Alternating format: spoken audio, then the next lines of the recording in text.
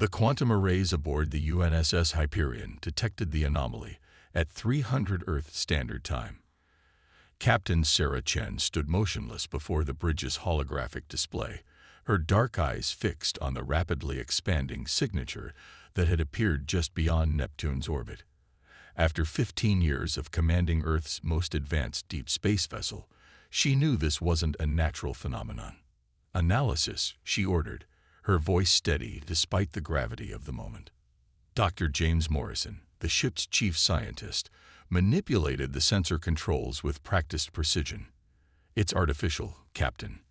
The energy signature suggests a controlled tear in space-time. Someone's coming through, and they're using technology we've only theorized about." The bridge crew worked in focused silence as the tear expanded. Humanity had prepared for this moment for decades, ever since the discovery of the quantum frequency that suggested intelligent life existed beyond their solar system. But preparation and reality were very different things. Multiple contacts emerging, Lieutenant Rodriguez announced from Tactical. Counting, 73 distinct vessels. Configuration unknown, but their mass readings suggest capital ships. Chen activated the quantum entanglement communicator, establishing an instant link to Earth Defense Command. "This is Hyperion. First Contact Protocol Alpha is now in effect. Please advise." The response came immediately. "Maintain position, but do not reveal our full capabilities. Remember, Hyperion's public specifications list her as a research vessel. Let's see their intentions before we show our hand." The alien fleet emerged fully from the spatial tear, their ships unlike anything human eyes had ever seen. They seemed to be composed of living crystal, each vessel pulsing with internal light that shifted through colors beyond human perception. The largest ship, easily 5 times the size of Hyperion, moved to the center of their formation. "They're broadcasting," Rodriguez reported. "All frequencies, multiple formats. Translation matrix is processing." The bridge's holoscreen flickered to life, revealing a being that challenged human understanding of biology. Its form was vaguely humanoid, but composed of interlocking crystalline structures that shifted and flowed like liquid glass. When it spoke, its words were transmitted directly into their minds. "People of Earth, we are the Meridian Concordat. Your species has been observed since you first achieved spaceflight. We have monitored your development, your wars, your stumbling attempts to reach beyond your cradle. We come now because you have reached a crucial junction in your evolution." Captain Chen felt a chill run down her spine. There was something in that voice, a note of superiority, of dismissal, that set off every warning bell in her mind. "We offer you a choice," the alien continued. "Submit to Meridian guidance, surrender your resources and autonomy to our superior civilization, and we will elevate you. Resist, and we will be forced to take what we need by force. Your primitive defenses cannot hope to." Chen cut the transmission with a gesture. "Send to Earth Command. Request activation of Protocol Omega. They're not here for peaceful contact." As if to confirm her assessment, the alien fleet began to move, spreading out in an attack formation that would have been devastating against a civilization with the level of technology Earth publicly displayed. But humanity had not survived countless near-extinction events by being unprepared. "They're charging weapons," Rodriguez reported. "Energy signatures suggest some form of quantum disruption technology." "Let them fire first," Chen ordered, even as hidden systems throughout the Hyperion hummed to life. "Let them commit to their mistake." The first alien shot streaked across space, a beam of pure quantum energy that should have torn through Hyperion's primitive shields like paper. Instead, it splashed harmlessly against a defense grid that had been specifically designed to counter such weapons. "Now," Chen commanded, a fierce smile crossing her face, "show them why you don't threaten a species that evolved as prey, but learned to become the ultimate predator." Hyperion's outer hull shifted, quantum-engineered nanomaterials revealing their true nature. Weapon ports appeared where none had existed before. The research vessel transformed into what it truly was, humanity's first dedicated warship, designed and built in secret over decades. This is Captain Sarah Chen of the United Nations spaceship Hyperion. She broadcasts to the alien fleet. You come to our home, threaten our people, and assume we are primitive because we choose to appear so. That was your first and last mistake. The Hyperion's first shot, a concentrated burst of quantum-entangled particles specifically tuned to disrupt crystalline structures, reduced the nearest alien vessel to atoms. As the rest of the Meridian fleet reacted in shock, quantum alerts began streaming in from across the solar system. Hidden defense platforms, automated drone swarms, and other ships like Hyperion emerged from their camouflage.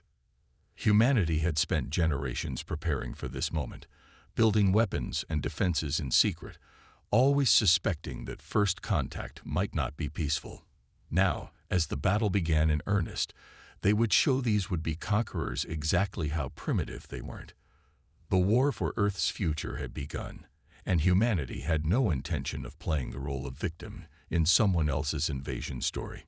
Deep beneath the Pacific Ocean, in a facility known only to a handful of people, General Maya Patel watched the battle unfold through quantum-linked displays. The Shadow Protocol, humanity's contingency plan for hostile alien contact, was now fully operational. Decades of preparation were about to be put to the ultimate test. Status of the orbital defense grid, she demanded, her voice echoing through the command center.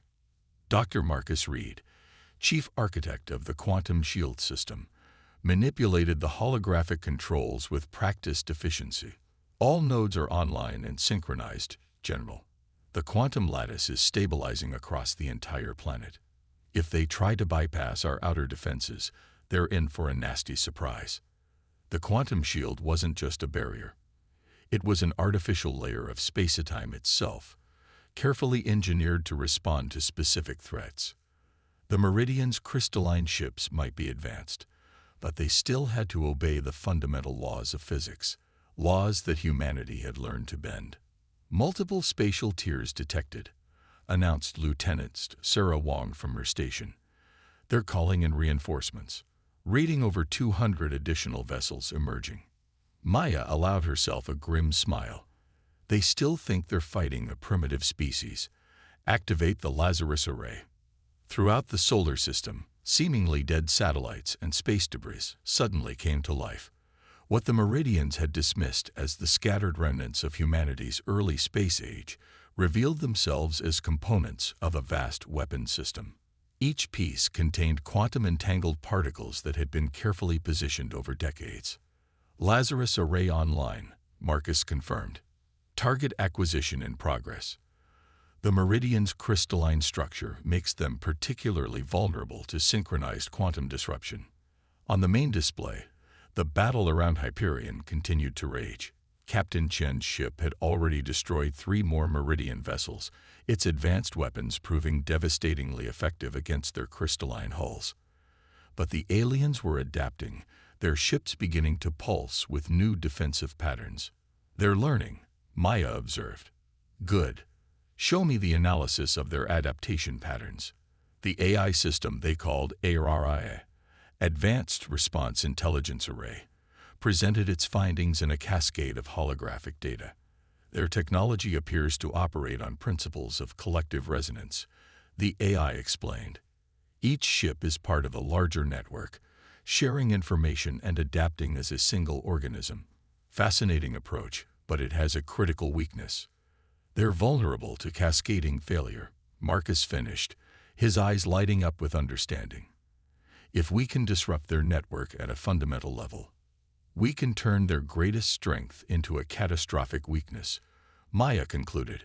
ARIA, begin calculating optimal disruption frequencies. Dr. Reed, prepare the Lazarus Array for a synchronized strike. The battle above Earth had now drawn in most of the Meridian fleet. Their crystalline ships filled near-Earth orbit, their formation designed to overwhelm what they believed to be humanity's limited defenses. They had no way of knowing they were being drawn into a carefully prepared trap. General, Sarah's voice carried an edge of urgency. They're charging something big. Energy readings are off the charts. Looks like they're preparing for a mass attack on our major population centers. Maya's expression hardened. She had hoped to avoid using their most devastating weapons, but the Meridians had just crossed a line. Initiate Shadow Protocol Phase 2. Authorization Code. Prometheus Rising. Throughout the solar system, hidden quantum reactors powered up. The Lazarus Array began to pulse with energy that defied conventional physics, and deep beneath the Pacific, Aria's quantum processors calculated the exact frequency needed to shatter the Meridian's network. Remember, Maya addressed her command staff. We're not just fighting for survival. We're fighting to show the galaxy that humanity isn't some primitive species to be conquered or uplifted. We've spent generations preparing for this moment, building weapons we hoped we'd never have to use. Now we'll show them why you don't threaten a species that turned paranoia into an art form. The Meridian fleet began their attack run, their ships moving in perfect synchronization, each one amplifying the other's power. They had encountered thousands of emerging civilizations before, and none had ever survived this level of assault. But humanity had spent its entire existence overcoming impossible odds. They had survived ice ages, asteroids, plagues, and their own destructive tendencies. Each challenge had made them stronger, smarter, more innovative, and most importantly, it had taught them to never reveal their full capabilities until the perfect moment. As the Meridian weapons charged for their devastating attack, Maya gave the order that would change the course of the battle. Execute Lazarus Protocol. Let's show them what happens when you corner a species that turns survival into a science. The Lazarus Array activated, and the true extent of humanity's preparation began to unfold. The war was about to enter a new phase, and the Meridians were about to learn why humanity's apparent technological backwardness had been the greatest deception in galactic history. Admiral Victor Zhao stood in the control center of Titan Base, watching as streams of quantum data flowed through the holographic displays surrounding him. The secret facility, buried deep within Saturn's largest moon, represented humanity's most advanced weapons research center. Now, as the Meridian fleet reeled from the first wave of human counterattacks, it was time to unveil their masterpiece. Project Starcrusher is ready for deployment. Dr. Elena said. The effect on the Meridian ships was devastating.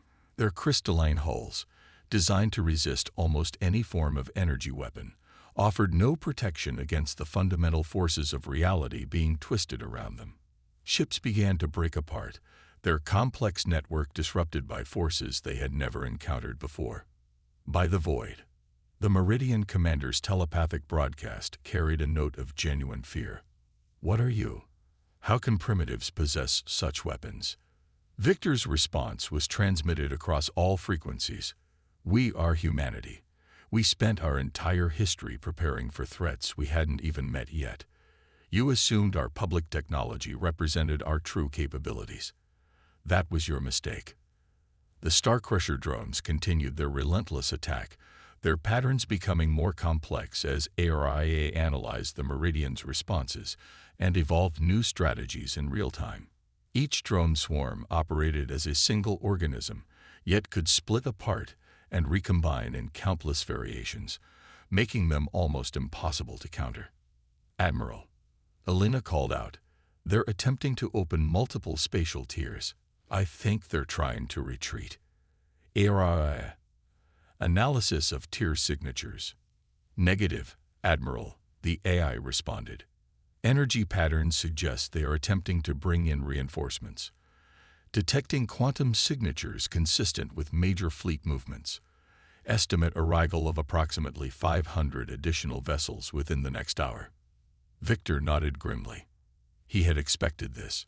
The Meridians wouldn't give up easily. Their entire civilization was built on the principle of technological superiority.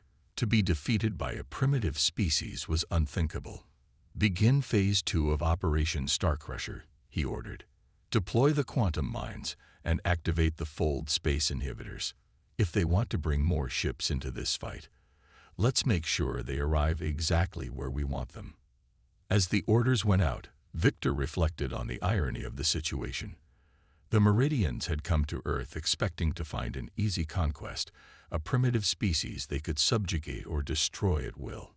Instead, they had awakened a sleeping giant, a civilization that had turned paranoia and preparation into an art form.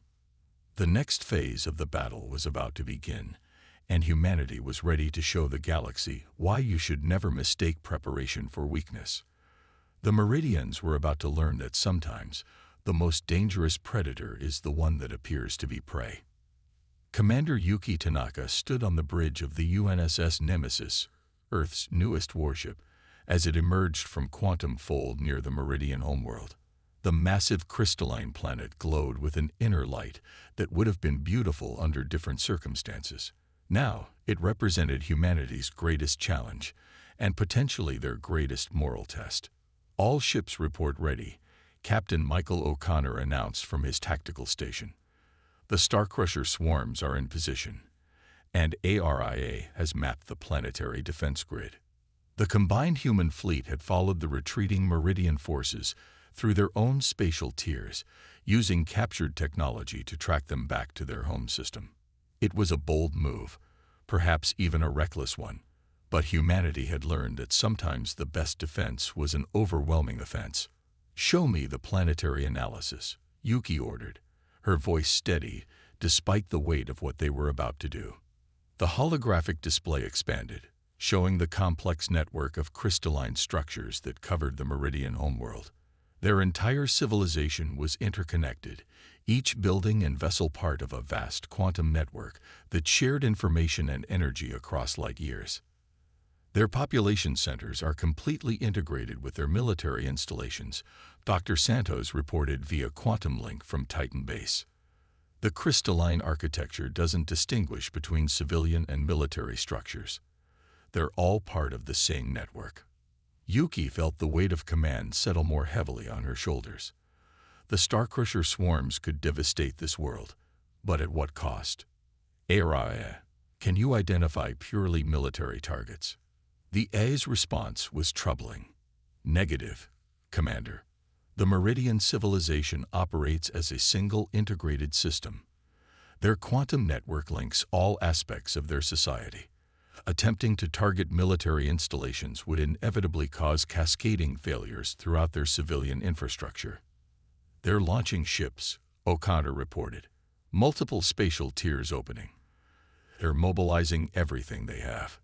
The space around the crystalline world came alive with ships, each one pulsing with energy as they formed into combat formations.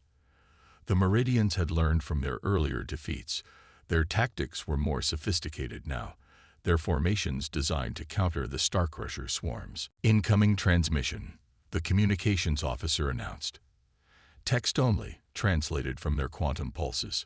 Yuki read the message and felt her blood run cold. The Meridians weren't offering surrender. They were threatening to release a quantum cascade that would tear apart the fabric of space-time throughout human-controlled space.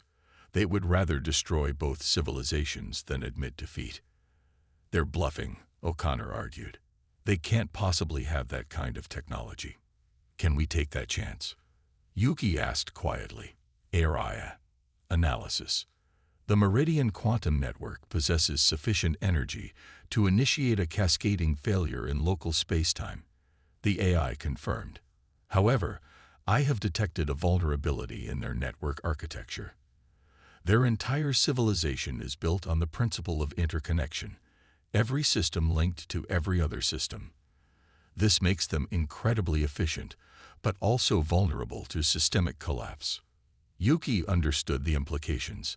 They could end this war with a single strike, but the cost would be an entire civilization. The Meridians had brought this upon themselves with their attempt to subjugate Earth, but did that justify such a devastating response? "Dr. Santos," she called over the quantum link, "is there another way? Something between total destruction and allowing them to carry out their threat?" Belina's voice came back thoughtful. "The Starcrusher swarms were designed to be precise.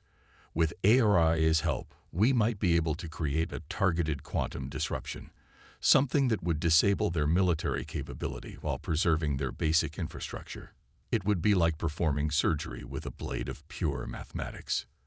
The risk would be significant, Araya added. Any mistake in the calculations could trigger the very cascade we're trying to prevent. Additionally, even a successful operation would fundamentally change their civilization. They would lose their quantum network, effectively reducing them to a pre-spaceflight society. Yuki watched as more Meridian ships emerged from spatial tiers, their crystalline forms glowing with deadly purpose. They had started this war, threatened humanity with extinction, and now were willing to destroy everything rather than accept defeat. But the decision she faced wasn't just about victory. It was about what kind of civilization humanity would be after this war. "Begin the operation," she ordered finally. "But we do this surgically. Humanity won its freedom through preparation and innovation, not genocide.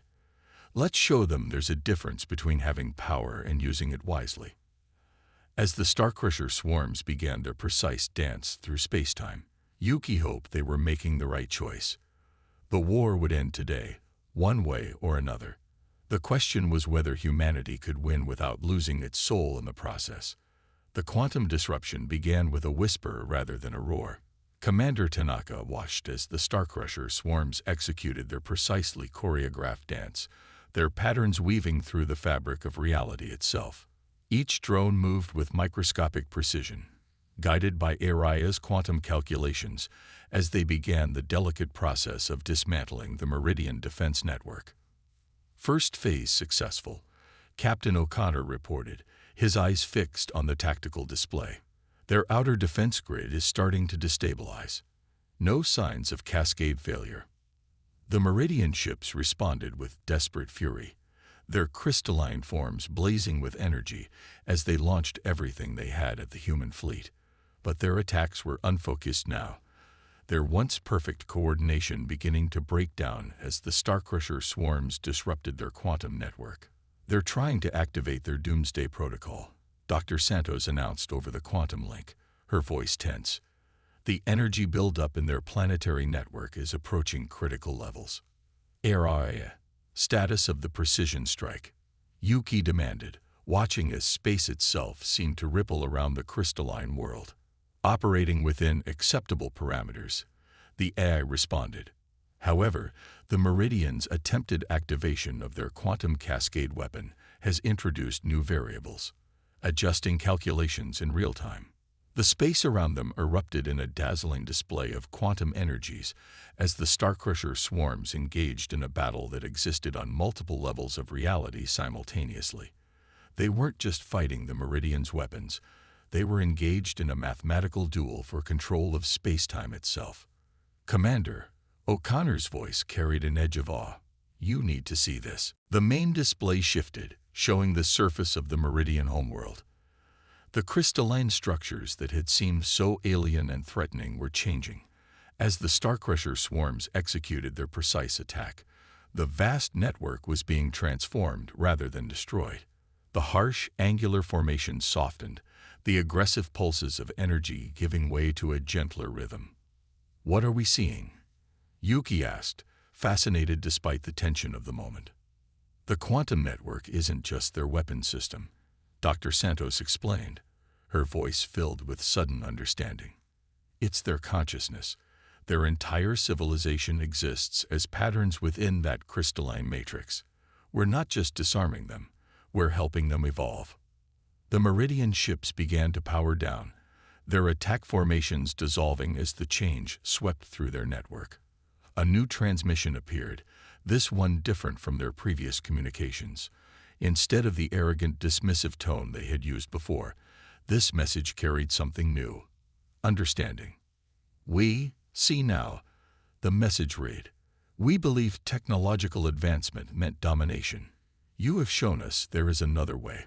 The ability to destroy is not the measure of civilization. The choice not to destroy is."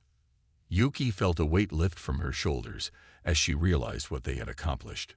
"Araya, final status report. The Meridian Quantum Network has been successfully reconfigured," the AI confirmed. "Their military capabilities have been neutralized, but their basic infrastructure and civilian systems remain intact.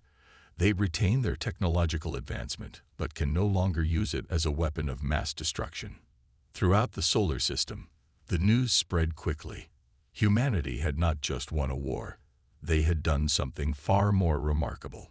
They had faced a technologically superior enemy and prevailed not through brute force, but through a combination of preparation, innovation, and moral courage. "Send to Earth Command," Yuki ordered. "Operation Starcrusher complete. The Meridian threat has been neutralized. Requesting instructions for diplomatic contact." As she spoke those words, she looked out at the transformed Meridian world. Its crystalline surface still glowed, but the light was different now, less harsh, more alive. They had done more than win a war. They had proven that humanity's greatest strength wasn't its weapons or technology, but its ability to find a better way.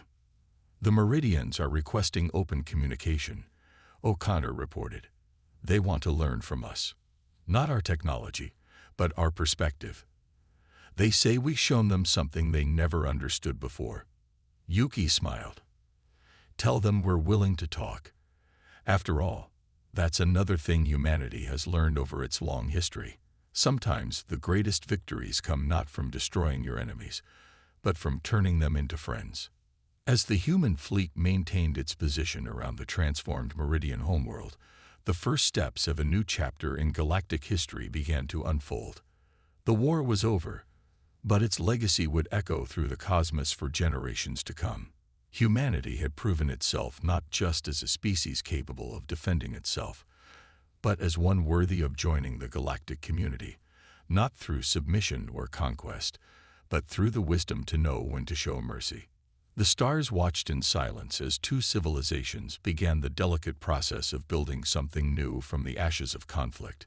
The universe, it seemed, had room for more than one path to advancement, and humanity, with its unique blend of preparation, innovation, and compassion, had shown that sometimes the most powerful weapon of all is the choice not to use the weapons you have.